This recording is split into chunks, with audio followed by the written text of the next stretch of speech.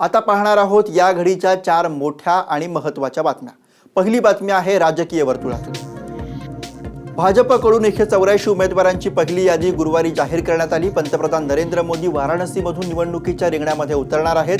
या यादीमध्ये राज्यातल्या 16 उमेदवारांचा समावेश आहे। भाजपने 14 विद्यमान खासदारांना संधी दिली आहे, तर अहमदनगर आणि लातूरच्या उमेदवारांमध्ये बदल करण्यात आला। नगरमधून सुजय विखे पाटील यांना उमेदवारी देण्यात आली आहे, तर लातूरमधून सुधाकर शृंगारे यांना निवडणुकीच्या रिंगणामध्ये उतरवण्यात आले। आजची दुसरी मोठी बातमी आहे भाजपचे ज्येष्ठ नेते लालकृष्ण अडवाणी यांच्या संदर्भातली। गांधीनगरमधून लालकृष्ण अडवाणी यांच्या जागी अमित शहांना उमेदवारी देण्यात आली, त्यामुळे अडवाणी यावेळी निवडणूक लढवणार नाहीत हे जवळजवळ स्पष्ट झालंय।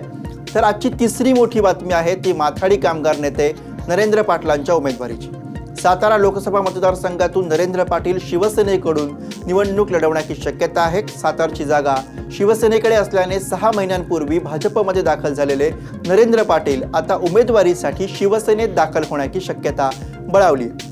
तसं झालंच तर साताऱ्यामध्ये नरेंद्र पाटील विरुद्ध उदयनराजे असा सामना निघेल।